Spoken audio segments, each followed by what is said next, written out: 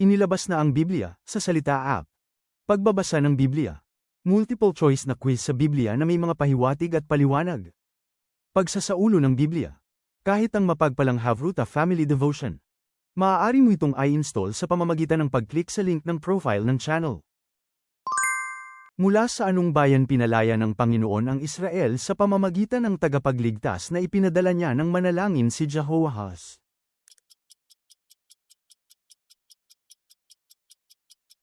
Mga Arameo.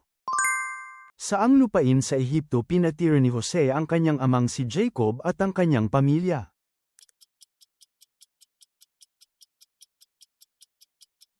Lupain ng Goshen. Nang ipangaral ni Jesus ang tungkol sa tinapay ng buhay at maraming tao ang umalis, sinong alagad ang nagpahayag ng pananampalataya kay Jesus sa panahong iyon?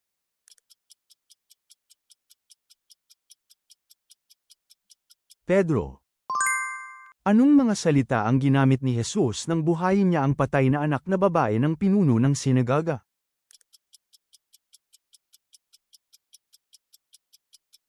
Dalagita, bumangon ka.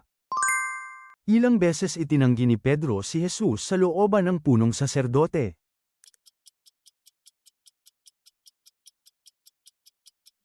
3 beses. Matapos tumibay ang kaharian ni Rehoboam at lumakas ang kanyang kapangyarihan, anong kasalanan ang nagawa niya?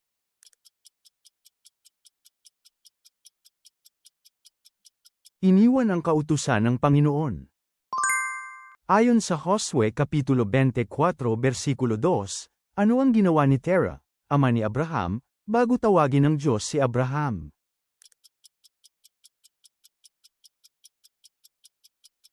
Naglingkod sa ibang mga Diyos.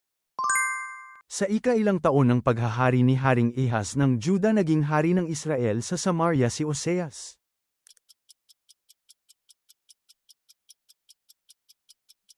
Ika-12 taon.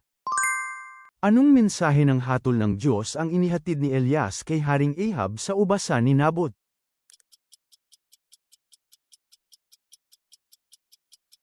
Na si Ahab at ang kanyang lahi ay mawawasak. Anong saloobin ang sinabi ni Jesus na dapat taglayin ng mga alagad nang ihambing niya sila sa mga tupang ipinadadala sa gitna ng mga lobo?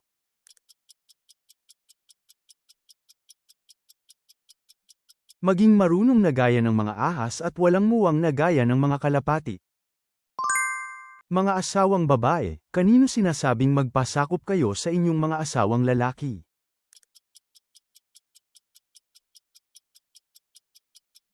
Sa Panginoon. Ilang taon ang lumipas mula nang umalis sila sa Ehipto bago sinimulan ni Solomon ang pagtatayo ng templo.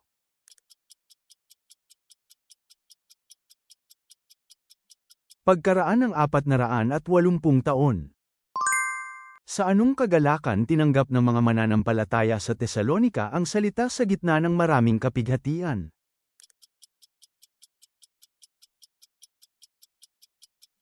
Ang kagalakan ng banal na espiritu. Ano ang pangalan ng anak na babae ni Caleb?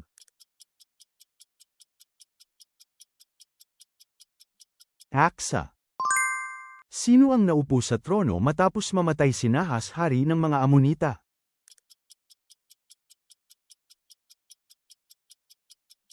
Ang kanyang anak na si Hanan.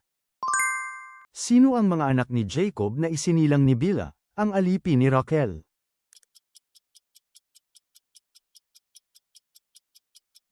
Dan, Naphtali. Ano ang pangalan ng anak na ibinigay ni Rachel habang siya ay namamatay? At ano ang ibig sabihin nito?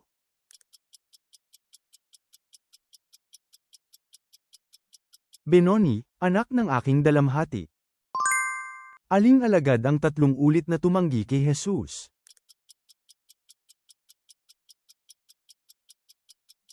Pedro. Bakit muling pinakain ng anghel si Elias habang nakahiga siya sa ilalim ng punong inebro dahil sa matinding panghihina ng loob?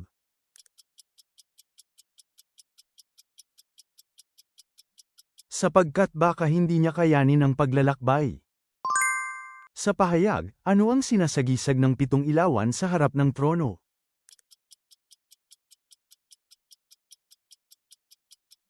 Ang 7 Espiritu ng Diyos.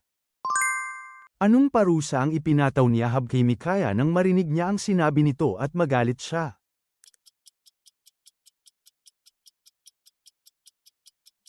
Ipinabilanggo siya at pinakain lamang ng tinapay ng kapighatian at tubig. Ano ang sinabi nilang ipinako sa krus ng mga nabibilang kay Kristo Jesus?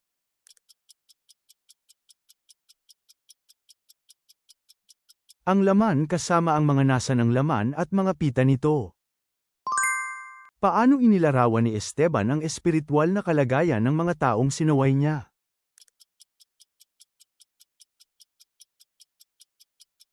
Matigas ang batok at hindi tuli ang puso at ang mga tainga. Ano ang pangunahing dahilan kung bakit patuloy na sinalakay ng Aram ang Israel? Anong kasalanan ang hindi nila nilayuan?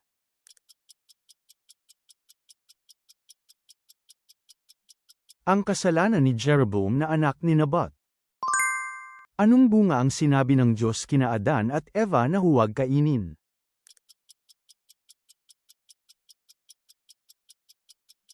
Prutas ng punong kahoy ng kaalaman ng mabuti at masama. Saan naghandog si Solomon sa Panginoon ng 1,000 handog na susunugin?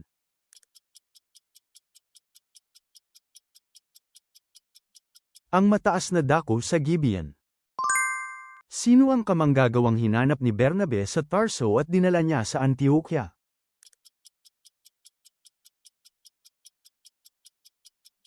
Saulo. Bakit naging sugo si Pablo na nakagapos ng mga tanikala, at sa anong paraan niya dapat ipahayag ang ebanghelyo?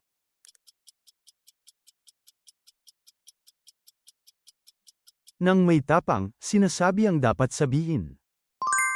Sino ang kumuha at kumain ng pulot mula sa bangkay ng leon?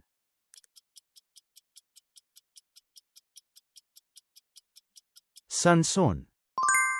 Ang aming panlabas na pagkatao ay unti-unting napapawi, ngunit ano ang sinasabing napapanibago araw-araw?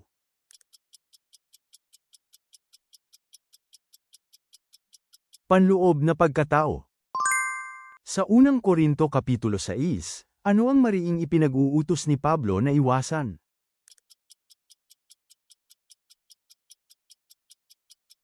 Sexual na imoralidad. Gaano karaming ginto at pilak ang inihanda ni David para sa templo, ayon sa pagkakabanggit?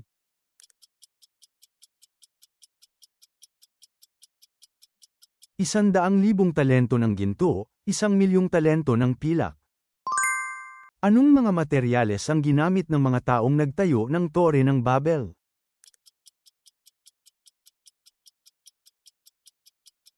Mga ladrilyo at alcaitran.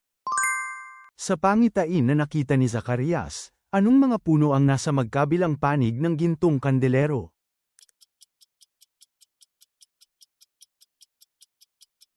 Mga puno ng olibo. Ilang tao ang nasa barko kasama ni Pablo nang siya ay ihatid sa Roma?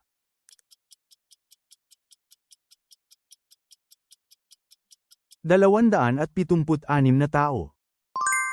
Sino ang mga kapatid ni Abraham?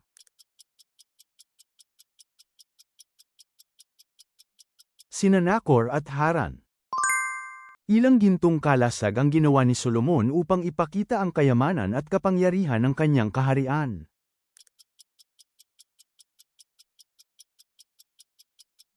200 malalaking kalasag at 300 maliliit na kalasag. Nang ibangon nina Pedro at Juan ang isang lalaking hindi nakalakad mula pa ng isilang, sa pangalan ninino nila isinagawa ang himala.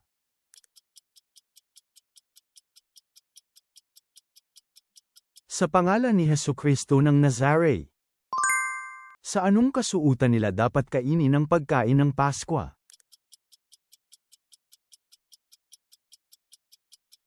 May sinturon sa baywang, may sandalyas sa mga paa, at may tungkod sa kamay. Ano ang ipinagawa ni Rehoboam kapalit ng mga gintong kalasag na kinuha ng Ehipto?